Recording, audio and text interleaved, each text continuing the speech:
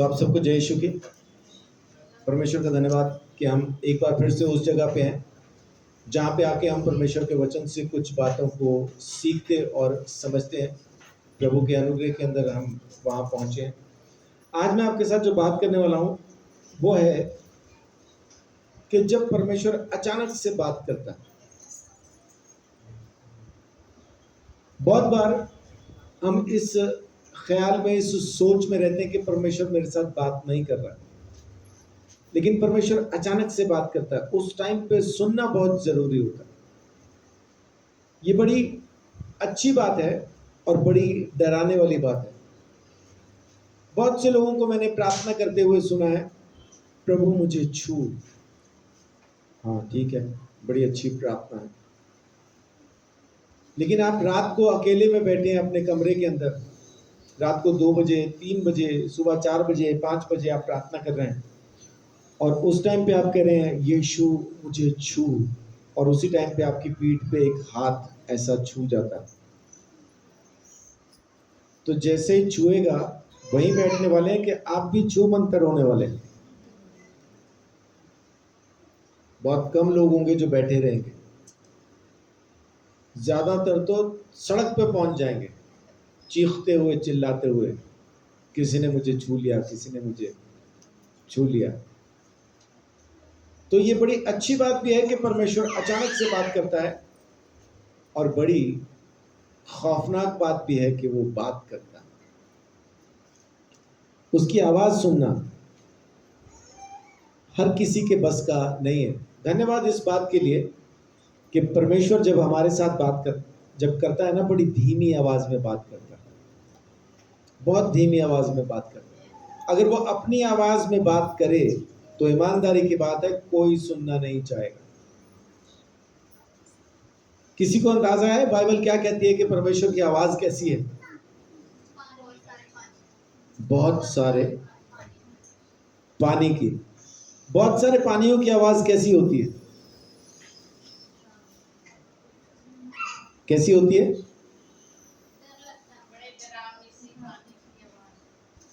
कभी जब बहुत ज्यादा घने बादल हो, उस टाइम पे आपने आवाजें सुनी है बिजली की, उसको हम बिजली कहते हैं, है तो वो पानियों की आवाज। माने वो ऐसी खौफनाक आवाज होती है, अच्छे खासे आदमी के भी पसीने निकल जाते हैं जब पानियों की आवाज बादल में होती है। मैं पहली बार जब समुद्र देखने के लिए पहुंचा, पहली बार जब मैंने समुद्र को देखा, सो परमेश्वर का धन्यवाद, देखा कहां पे? मद्रास में। और वो सबसे बड़ा बीच है, एशिया का सबसे बड़ा बीच। जहां तक मुझे याद है उसका नाम मरीना है, मरीना बीच। शाम का टाइम था, समुद्र दिखने में तो ऐसा दिख रहा था माने पानी खत्म ही नहीं हो रहा, और वाकई नहीं हो रहा था। जहां तक नजर जा रही थी पानी ही पानी था।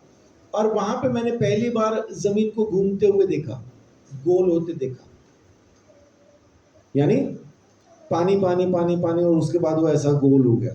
उसके बाद है नहीं, वो दिखाई दे रहा है कि अब गोल हो गया। जमीन को गोल होते कभी नहीं देखा मैंने, जमीन दिखती रहती है। तो आप यूं समझे कि कितनी दूर तक पानी है, और वहां तक पानी है कि आपकी नजर को कोई चीज रोकती भी नहीं। और वहां पे मैंने पहली बार समुद्र की आवाज को सुना।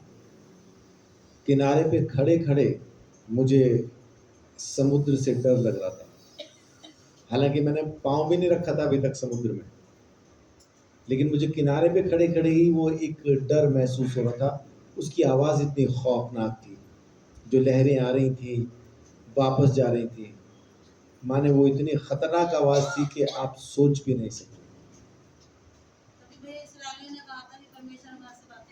इसराइलियों ने कहा निर्गमन 20 अध्याय के अंदर कि मूसा तू ही जाया कर, तू ही बातें किया कर, हम उसकी आवाज नहीं सुन सकते, हम उसकी आवाज नहीं सुन सकते, हमें डर लगता है। तो आज मैं आपके साथ यही बात शेयर करने वाला हूं कि जब परमेश्वर अचानक से बात करता है तब किस तरह से होती है। तो दो तीन तरह की चीजें मैं आपके साथ शेयर करता हूं। सबसे पहली बात, जब आपको उम्मीद भी ना हो और उस टाइम पे परमेश्वर आपको बुलाए। उत्पत्ति 12 अध्याय 1 से लेकर 3 तक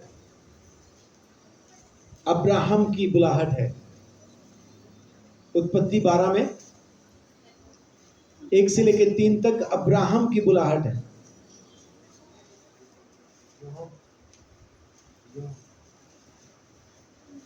यहोवा ने अब्राहम से कहा, अपने देश और अपने कुटुंबियों और अपने पिता के घर को छोड़कर उस देश में चला जा जो मैं तुझे दिखाऊंगा, और मैं तुझसे एक बड़ी जाति बनाऊंगा और तुझे आशीष दूंगा और तेरा नाम महान करूंगा और तू आशीष का मूल होगा।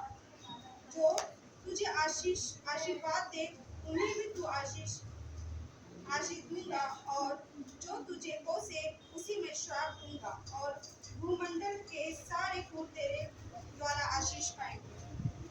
आमीन। परमेश्वर का वचन कहता है जब अब्राहम को परमेश्वर ने बुलाया तो एक अनएक्सपेक्टेड कॉलिंग थी, उम्मीद के बाहर की बुलाहट थी। उम्मीद के बाहर क्यों? क्योंकि अब्राहम परमेश्वर को नहीं जानता था। अब्राहम जब तक परमेश्वर के पास नहीं आया था वो भी तस्वीरें और मूर्तियां ही पूज रहा था। परमेश्वर तक पहुंच नहीं पाया था। तस्वीर और मूर्ति वेदों में भी लिखा है, वेद भी कहते हैं। यजुर्वेद के अंदर लिखा है 40वें अध्याय की उसकी 9वें और 10वें श्लोक के अंदर कि जो लोग सृष्टि को पूज रहे हैं वो अंधेरे में है, और जिन्होंने अपने हाथ से सृष्टि में से कुछ लेके अपने हाथ से कुछ लेके बना के उसको पूजना शुरू किया वो और ज्यादा गहरे अंधेरे में। 4 वेद जिसके ऊपर हिंदुस्तान का जो जिसको कहते हैं कि सनातन, वो 4 वेदों पे आधारित है।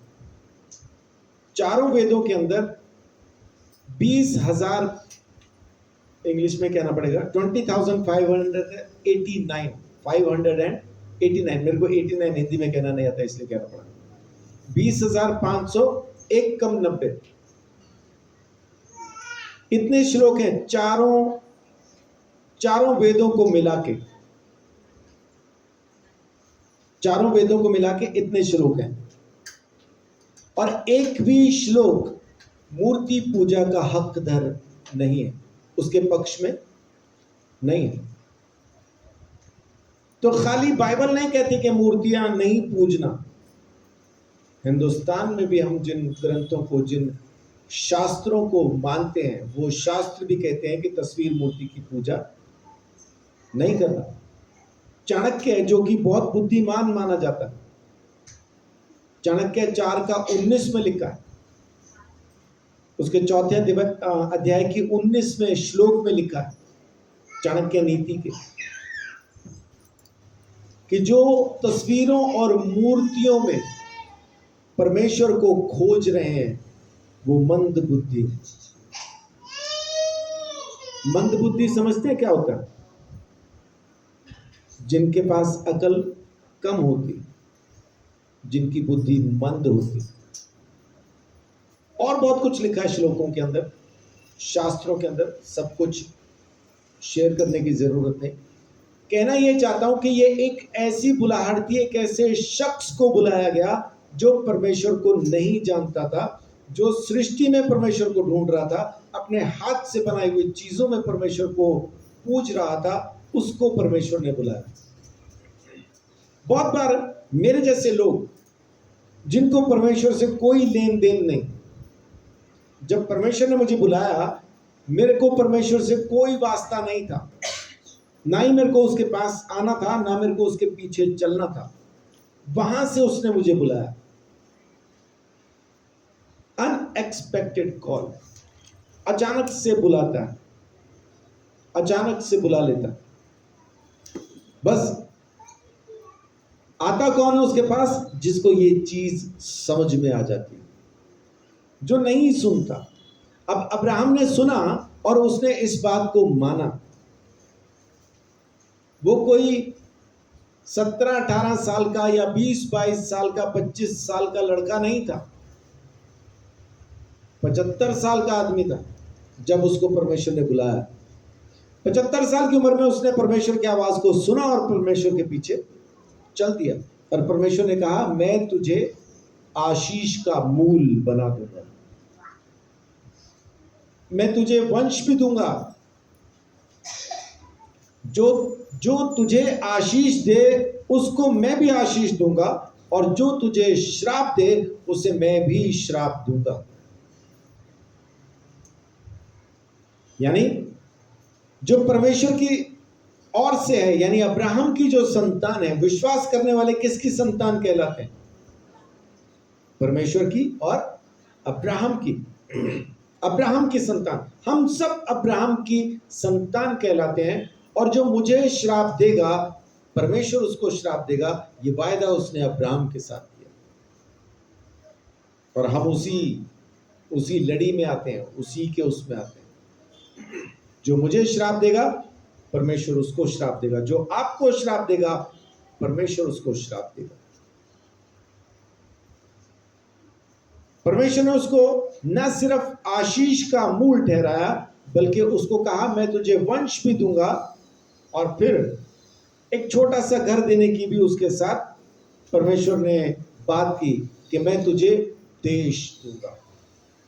परमेश्वर के लिए छोटी चीज है ना वो, लेकिन इंसान के लिए ये बड़ी बात है कि पूरा देश दे देगा वो। और पूरा देश दिया। आज की तारीख में उस देश का नाम है इस्राएल। इस्राएल। और जमीन पे सिर्फ एकमात्र वो ऐसा देश है जिनके पास ड्रोन सिस्टम है। माने उनके ऊपर 100 मिसाइलें अगर दागी जाती है एक साथ, 100 मिसाइलें एक साथ आ रही हैं, तो उसमें से 2 या 3 ही गिरेंगी, बाकी सब आसमान में ही फट जाएंगी।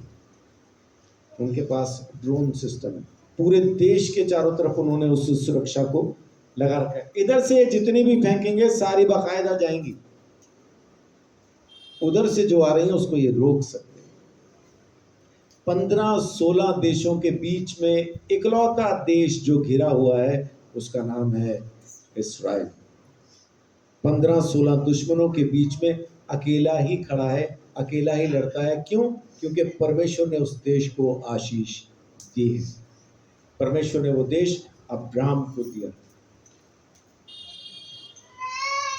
परमेश्वर ने वो देश अब्राहम को दिया। अगर आपको भी परमेश्वर अचानक से बुलाता है, बहुत सारे लोगों के साथ परमेश्वर बात करता है कि मैं तुझे अपनी महिमा के लिए इस्तेमाल करना चाहता हूं, उठ खड़ा हो या उठ खड़ी हो, तू मेरे नाम से प्रचार करना शुरू कर। हम सुन के भी नहीं सुनते। अब्राहम ने सुन के सुना, इसलिए वो अपने घर से निकल आया और परमेश्वर ने उसको सब कुछ जैसा कहा था वैसा का वैसा ही उनको दिया। वंश भी दिया, आशीष का मूल भी बना दिया और देश भी दिया। ये पहला बंदा है जो देश में जॉगिंग करता था। जॉगिंग क्यों कह रहा हूं? क्योंकि 13वां अध्याय जब आप पढ़ते हैं उत्पत्ति का, उसमें जब आप पढ़ेंगे मेरा ख्याल 14 आयत से आगे, तो वहां पे परमेश्वर कहता है कि जब वो लूत से अलग हुआ, अब्राहम जब लूत से अलग हुआ, उसके बाद परमेश्वर ने उसके साथ बात करना शुरू की। जहां पे ऋतु बहन ने उंगली रखी, अगर वहां 14 है तो वो नहीं है। हाँ, उंगली रखिए 14 पे। कहां पे? 13 का 14। हाँ, यहाँ पे। अच्छा, आपने उंगली कहीं और रखी।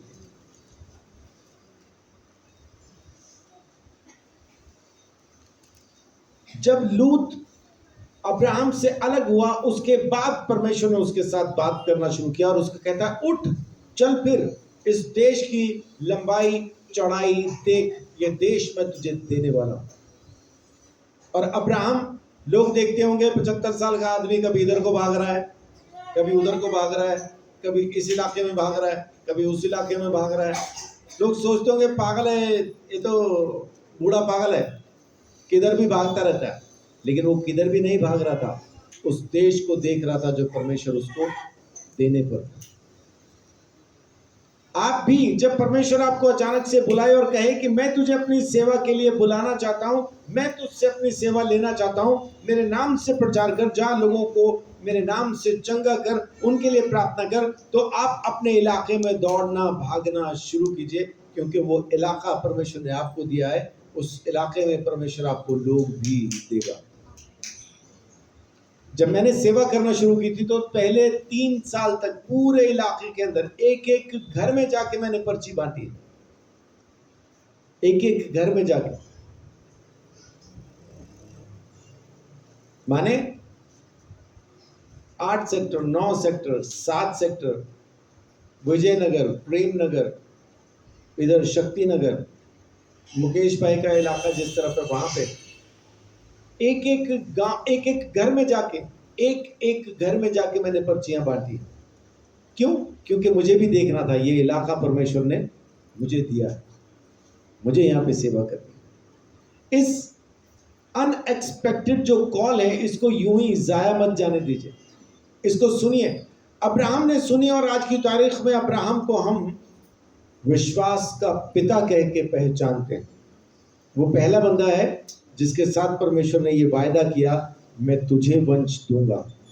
और गलातियों 3 अध्याय के अंदर जब हम पढ़ते हैं उसकी 15 आयत से, तो वहां पे साफ साफ लिखा है कि जिस वंश के बारे में परमेश्वर ने बात की थी उसके साथ, तो वहां ये नहीं कहा कि मैं वंशों के बारे में, वंशों के बारे में नहीं लिखा, वहां पे लिखा है वंश के बारे में, और वो वंश यीशु मसीह।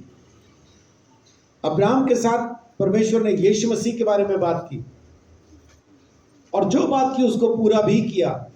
तो आप भी सोचें कि जब अब्राहम ने इस अनएक्सपेक्टेड, माने उम्मीद के बाहर की जो कॉलिंग थी, जो बुलावा था, उसको सुना, तो परमेश्वर ने उसको यीशु मसीह का वंशज बना दिया। अगर आप भी परमेश्वर की इस आवाज को सुनते हैं तो परमेश्वर आपको क्या नहीं बना देगा। सुन के घर पे नहीं बैठना, सुन के निकलो। वो भी निकला, अपना घर छोड़ के, सब कुछ छोड़ के निकला, और परमेश्वर ने उसको, वो जो कुछ भी छोड़ के आया था, परमेश्वर ने उससे ज्यादा 100 गुना उसको वापस किया। वो एक घर छोड़ के आया था, परमेश्वर ने देश दिया। आप भी जब अपना घर छोड़ के निकलते हैं, माने आप घर छोड़ के नहीं आ रहे हैं, लेकिन सेवा के लिए जब आप निकलते हैं, तो परमेश्वर आपको बहुत देता है, 100 गुना देता है। वचन में लिखा है कि जमीन पे ऐसा कोई नहीं जिसने परमेश्वर के लिए अपने घर बार परिवार को छोड़ा हो और परमेश्वर ने उसको 100 गुना वापस ना किया। परमेश्वर लौटा के देता, 100 गुना लौटा के देता।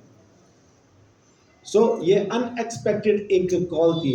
और दूसरी बात, अनलाइकली एनकाउंटर, माने एक इस तरह का, एक ऐसी मुलाकात जो समझ में ना आ रही हो, जो पसंद ना आ रही हो।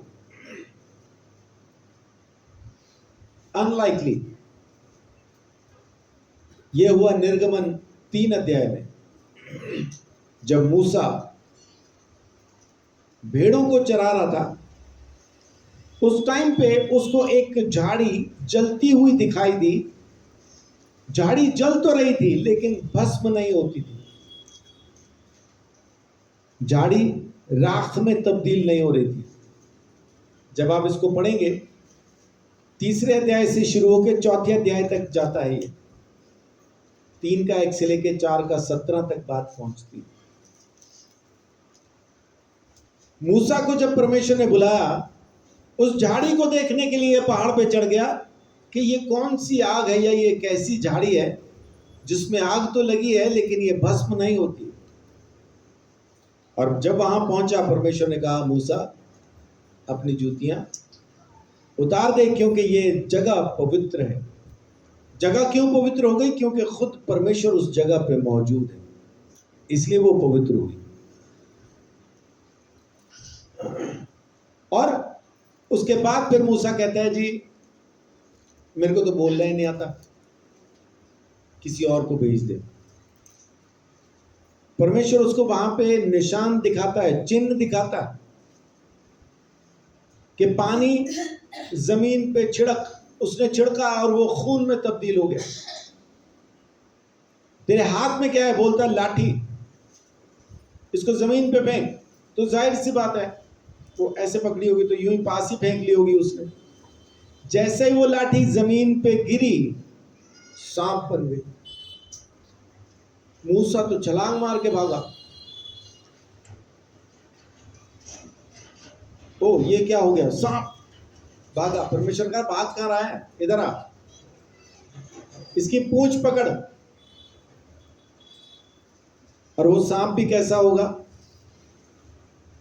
अगर आपका कभी सांप से आमना सामना हुआ है तो मैं आपको एक बात बताता हूं, आप जिस तरफ को भी घूमेंगे ना, सांप उसी तरफ को अपना फन घुमाता है, उसी तरफ को मुंह घुमाता है, आप जिधर भी घूमेंगे। लेकिन ये वाला सांप कमाल का सांप था। परमेश्वर का पूंछ पकड़, सांप ने घूम के कहा ले पकड़।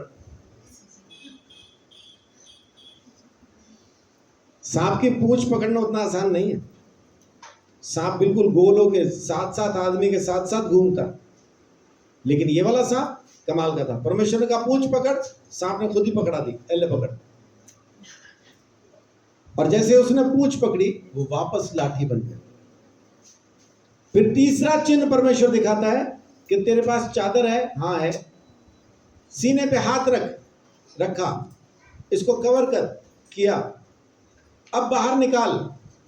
जैसे निकाला हाथ में कोड़ हो गया।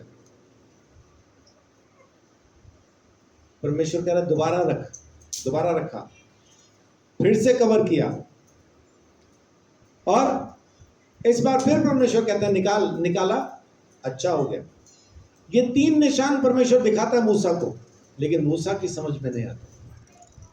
मूसा की समझ में नहीं आता। मेरे को बोलना नहीं आता, मैं कैसे बोलूंगा, वहां जाके मैं कहूंगा लोग नहीं मानेंगे, मतलब बहुत कुछ बोल रहा है। आपने देखा होगा कई लोग कहते हैं जी मेरे को बुलाहट तो है परमेश्वर की तरफ से, लेकिन मुझे बोलना नहीं आता, मैं जाके लोगों को क्या बताऊं, लोग मेरी सुनेंगे कि नहीं सुनेंगे, पता नहीं ऐसा होगा कि नहीं होगा। बहुत से लोग कहते हैं। तब परमेश्वर ने आखिर गुस्से में आके उसको बोला, अच्छा चल तेरा भाई तेरे साथ रहेगा, अब तो ठीक है, अब तो जाएगा। परमेश्वर हमारे साथ भी ऐसा ही बात कर रहा है।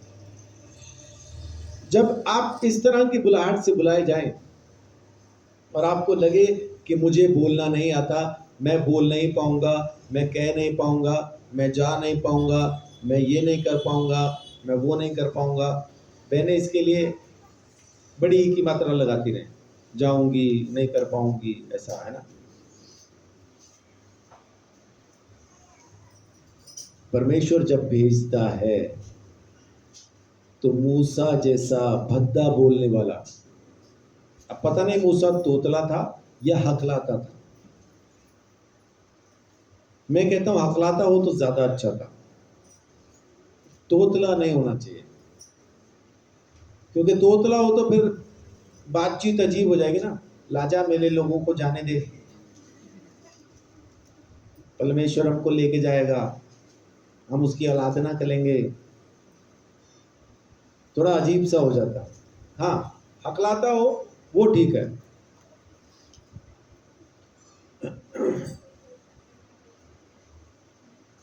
लेकिन मूसा की समझ में ये बात नहीं आ रही थी। मूसा की समझ में ये बात नहीं आ रही थी। वो बार बार कह रहा था मैं नहीं जा पाऊंगा, मैं नहीं जा पाऊंगा, मैं नहीं जा पाऊंगा। आप भी अगर ऐसे ही कह रहे हैं तो परमेश्वर आपको न सिर्फ आपको भेजेगा, बल्कि आपको वो रुतबा देगा जो आपकी सोच और समझ के बाहर होगा। मूसा को परमेश्वर ने भेजा, और जब मूसा वहां पे भेजा गया तो बताइए इस्राएल के वहां मिस्र के अंदर फिरौन का परमेश्वर कौन था?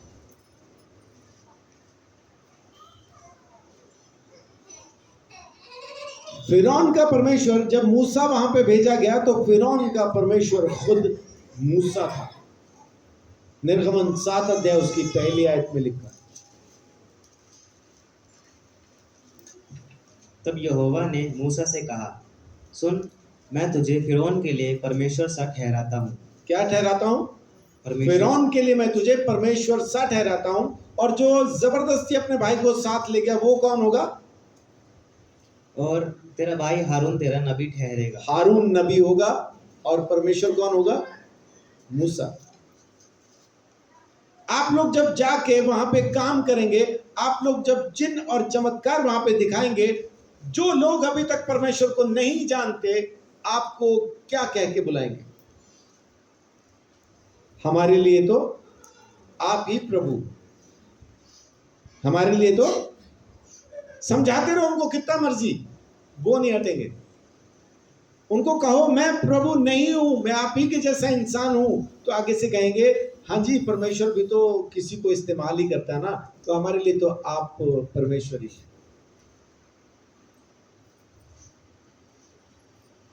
भजन संहिता 82 उसकी 6 आयत के अंदर ये लिखा कि मैंने तुम्हें ईश्वर कहा है, मैंने तुम्हें ईश्वर कहा। मैंने कहा था तुम ईश्वर हो, हाँ और सब के सब परम प्रधान के पुत्र हो जी।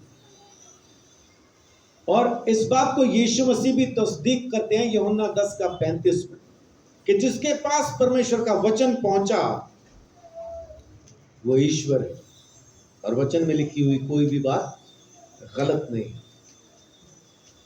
यूहन्ना 10:35 कहता है।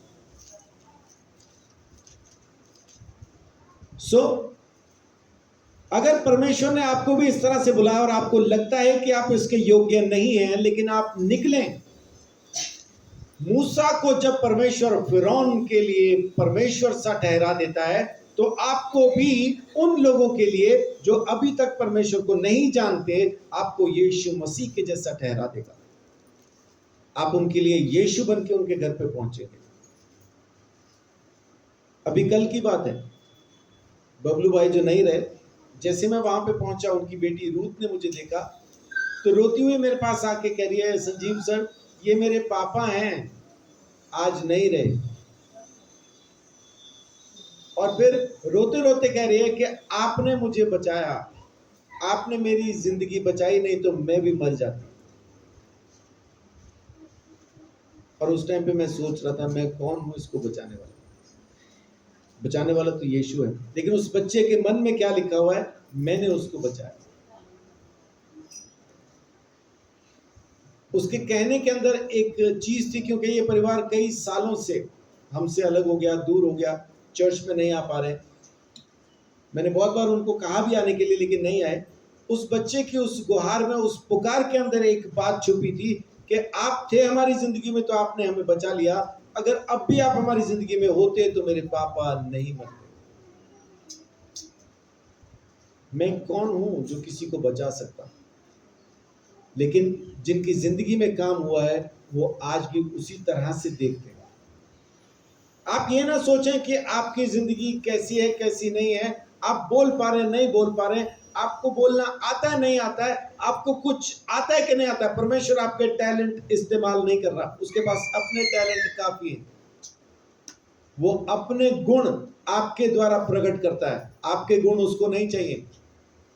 हम अपने गुणों में फंसे रहते हैं, मुझे ये नहीं आता, मुझे वो नहीं आता, मुझे कुछ नहीं आता, मुझे ऐसा मेरा वैसा। परमेश्वर को उससे कोई लेन देन नहीं, आपको क्या आता है कि क्या नहीं आता है, उसको सब कुछ आता है। वो जैसा चाहे इस्तेमाल कर सकता है, जैसा चाहे इस्तेमाल कर सकता है। क्या एक सुई से किसी को जान से मारा जा सकता है? बहुत से लोग सोचते हैं पता नहीं मारा जा सकता है कि नहीं। ज्यादा का जवाब होगा नहीं मारा जा सकता। मैं कहता हूं मारा जा सकता है, अगर मुझे शरीर के पॉइंट्स पता हो, कहां मारूं तो मर जाएगा। जिसको हम कहते हैं ना एक्यूप्रेशर। एक्यूप्रेशर क्यों कहते हैं? वो जो प्रेशर डालना है वो एक्यूरेट होना चाहिए, कितना डलना है, कहां पे डलना, वो पॉइंट पे होना चाहिए। और ऐसा ही है एक एक्यूपंक्चर।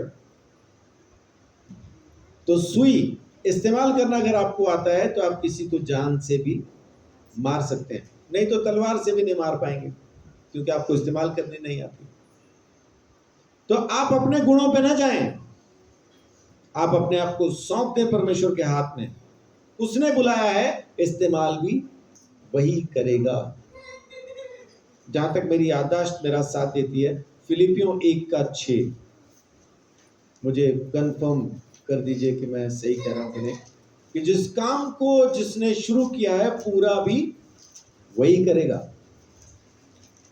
मुझे इस बात का भरोसा है कि जिसने तुम में अच्छा काम आरंभ किया है जी वही उसे यीशु मसीह के दिन तक पूरा करेगा। आमीन।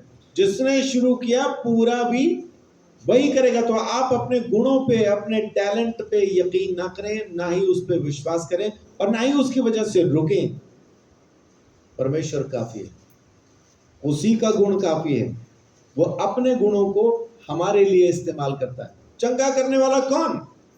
परमेश्वर। जिंदा करने वाला कौन? परमेश्वर। दुष्ट आत्मा निकालने वाला कौन? परमेश्वर। सारा कुछ करने वाला कौन? परमेश्वर। लेकिन करता कौन है जाके? मैं और आप। मुर्दों को भी जिंदा कर रहे हैं, दुष्ट आत्माओं को भी निकाल रहे हैं, बीमारों को भी चंगा कर रहे हैं। करता कौन है? मैं और आप। करने वाला कौन है? परमेश्वर। तो अपने गुणों पे नहीं, परमेश्वर के गुणों पे विश्वास करें। मूसा भी इस एनकाउंटर को समझ नहीं पाया, उसके लिए अनलाइकली एनकाउंटर था ये। हमारे लिए भी बहुत बार होता है। परमेश्वर अचानक से बात करता है और उसकी अचानक से सुनी हुई बात को हम यकीन नहीं कर पाते। बहुत से लोग, मैंने ऐसे लोग देखे हैं, अच्छे से प्रार्थना करता था वो भाई, बहुत अच्छे से प्रार्थना करता था, नाम था पीटर। अच्छे से प्रार्थना करता था, वचन भी पढ़ता था, देहरादून में जाके बाइबल कॉलेज में पढ़ के भी आया, बीटीएच भी करके आया, सेवा नहीं करता था, वचन एक को भी नहीं सुनाया उसने। मैंने एक दिन उसको वैसे ही पूछा, उस टाइम तक तो मैं भी प्रभु में नहीं था, तो मैंने उसको वैसे ही पूछा, मैं कहा पीटर भाई जब आप इतना कुछ करके आए हैं तो इस्तेमाल करो, प्रचार करो। कह रहा मैं प्रार्थना कर रहा हूं परमेश्वर मेरे को एक संस्था दे, उसके बाद फिर मैं शुरू करता हूं। ना संस्था दी, ना उनने शुरू किया, उसने नहीं शुरू किया। बाद में चुपचाप शादी करके यहां से निकल गया और पता नहीं कहां पे जाके वहां पे उसने रहना शुरू कर दिया। ना नौमन तेल हुआ, ना राधा नाची। ऐसे नहीं बैठे रहना, परमेश्वर ने बुलाया तो जाओ। मूसा ने कहा मैं नहीं जानता हूं, मेरे को बोलना नहीं आता, मैं वहां जाके कहूंगा, लोग नहीं मानेंगे। लेकिन जब परमेश्वर ने उसको कहा जा, तेरा भाई तेरे साथ रहेगा, गया, तुरंत चला गया। और वहां जाके फिर उसने जो 10 चिन्ह दिखाए, 10 विपत्तियां जो मिस्र देश में आई, उन विपत्तियों को देखने के बाद मिस्र के सारे लोग उसको क्या समझते होंगे? जब मूसा जाता होगा तो उसको देख के क्या कहते होंगे? भाई देवता ही है, ये तो परमेश्वर ही है, ये तो पता नहीं क्या है ना? आसमान से बारिश के साथ आग भी गिरा देता है, पानी को खून बना देता है, सबके ऊपर जुएं ले आता है, डंक वाली मक्खियां इसने कर दी हैं, मेंढक इतने कर दिए कि मतलब हर जगह मेंढक ही मेंढक हो गए। माने उसको लोग ईश्वर के जैसा ही देखते हैं। आप भी जब परमेश्वर के लिए निकलना, उसके लिए जाना शुरू करेंगे, तब लोग आपको भी यीशु मसीह के जैसा ही देखना शुरू करेंगे। जहां से आप गुजरेंगे लोग आपको यीशु मसीह के जैसा ही पहचानेंगे। लेकिन निकलेंगे तो, जाएंगे तो, घर बैठे रहेंगे तो मूसा को कोई नहीं पहचानता था, जंगल में जाके भेड़े ही चला रहा था, वो किसी से नहीं मिलता था, बस भेड़े पहचानती थी उसको, कौन है मूसा, बस वही था। भेड़ों को ही पता था और किसी को नहीं पता था है कौन। हरियाणा के एक गांव में प्रचार कर रहा था, वहां पर मैंने मूसा के बारे में बातचीत की। एक लड़की पहली बार उसने आके प्रचार सुना, तो जिस लड़की के साथ वो आई थी अपनी सहेली को कहती तुम्हारा परमेश्वर वाकई कमाल का परमेश्वर है ना, एक चूहे को कैसा इस्तेमाल किया। उसका नाम मूसा है, वो चूहा नहीं है। हरियाणा के अंदर चूहे को मूसा कहते हैं ना, तो इसने समझाया। अब जिसको पता ही नहीं उसके लिए तो चूहा ही है वो, लेकिन जिसको पता है उसके लिए ईश्वर है, उसके लिए तो कमाल का सामर्थी सेवक है।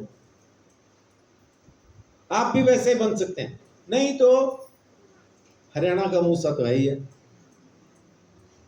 कोई नहीं जानता। लेकिन जैसे ही आप उसके पीछे चलना शुरू करेंगे, सब आपको समझ जाएंगे। और फिर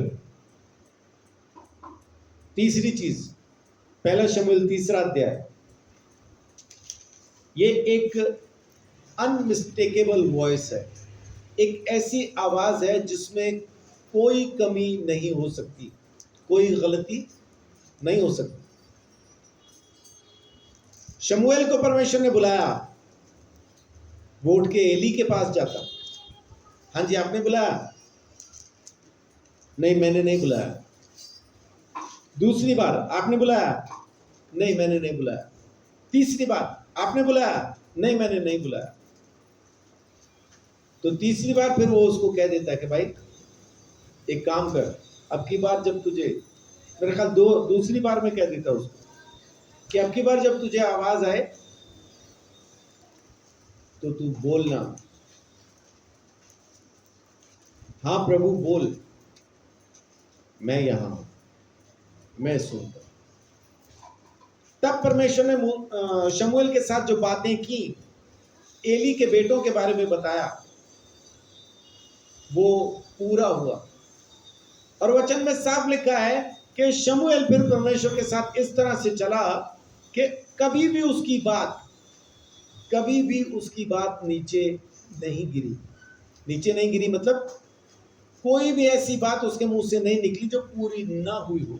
एक एक बात पूरी हुई, एक एक बात पूरी हुई, एक भी बात ऐसी नहीं रही जो पूरी ना हुई। एक एक बात को परमेश्वर ने उसकी जिंदगी में पूरा किया। हम बहुत कुछ बोलते हैं हम, लेकिन सब कुछ पूरा नहीं होता। लेकिन जब आप परमेश्वर की आवाज को सुनना शुरू करते हैं, 3:19,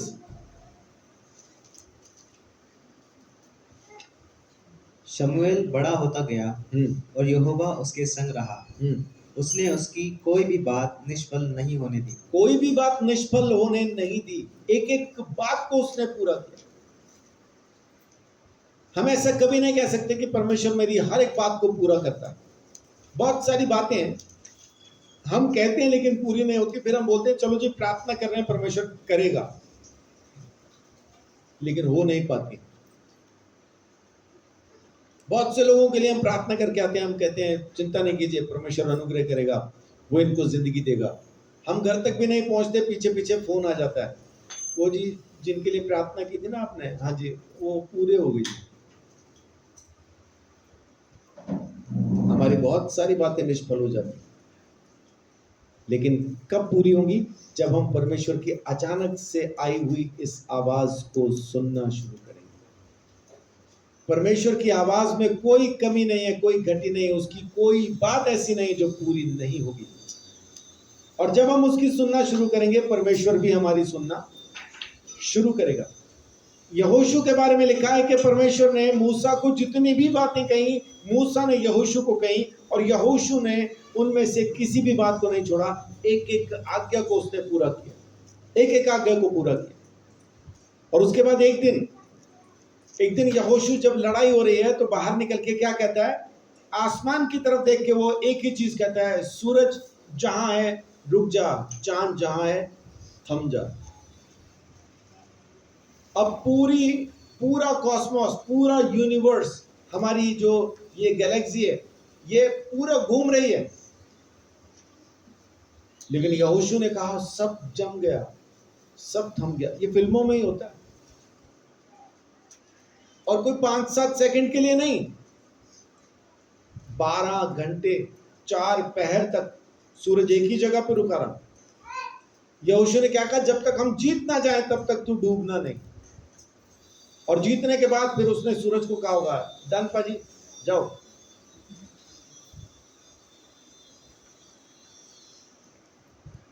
माने ये कमाल था। और वचन में लिखा है कि परमेश्वर ने ना उससे पहले ना उसके बाद कभी किसी मनुष्य की इस तरह से सुनी जैसा यहोशू की सुनी। यहोशू 11:15 में लिखा है कि उसने एक भी आज्ञा पूरी हुए बगैर नहीं छोड़ी थी। एक भी आज्ञा पूरे हुए बगैर नहीं छोड़ी थी। और उसने जो कहा कि चांद रुक जा, सूरज रुक जा, वो 10वें अध्याय में कहा। माने अगर आप भी परमेश्वर की आवाज को सुनना शुरू करते हैं, परमेश्वर भी आपकी सुनना शुरू करेगा। तो ये अचानक से उसकी आवाज जो आती है ना, ये कमाल की चीज है। कमाल की चीज है, जिंदगी को बदल देने वाली एक चीज है। एक आम जिंदगी से आपको निकाल के एक खास जगह पे खड़ा कर देने वाली चीज है। अब्राहम एक आम आदमी था, लेकिन परमेश्वर की बात को सुना तो विश्वास का पिता हो गया, आशीष का मूल हो गया, यीशु मसीह का वंशज हो गया, एक देश का मालिक हो गया। मूसा ने जब इस आवाज को सुना तो इतने आदर के योग्य हो गया। कोई किसी की मौत हो, किसी परिवार में किसी की डेथ होती है, तो उसका अंतिम संस्कार कौन करता है? हिंदू रीति से चले तो बेटा करेगा, बेटा नहीं है तो उनकी बेटियां जो हैं वो करेंगी। हालांकि बेटियों को वो अधिकार दिया नहीं जाता, लेकिन फिर भी वही करेंगी। नहीं तो लोग दामाद से करवा देते हैं या किसी नाती से करवा देते हैं। आखिर में करता कौन है? जो नजदीक का रिश्तेदार होता है। और दफनाने वाले कौन सब कुछ करता है पूरा? जो उसका नजदीक का रिश्तेदार होता है। कब्र के लिए जगह खरीदना, कॉफिन उस बॉक्स को बनवाना, और फिर आखिर में वो जो मिट्टी डाली जाती है तो परिवार के लोगों को आगे खड़ा किया जाता है, हाँ जी आप लोग पहले डाल लो। उसके बाद फिर सब बात एक एक मुट्ठी बाकी के लोग भी डाल देते हैं, बाद में तो फिर भर ही देते हैं उसको। मूसा को परमेश्वर ने बुलाया, जब मूसा मरा उसको दफनाया किसने? खुद परमेश्वर ने। खुद परमेश्वर ने। इतना नजदीक का रिश्तेदार हो गया मूसा का। और किसी इंसान को नहीं पता कि मूसा की कब्र कहां है, क्योंकि किसी ने तो उसको दफनाया ही नहीं। खुद परमेश्वर ने उसको दफनाया, इसलिए सिर्फ परमेश्वर ही जानता है कि मूसा की कब्र कहां है।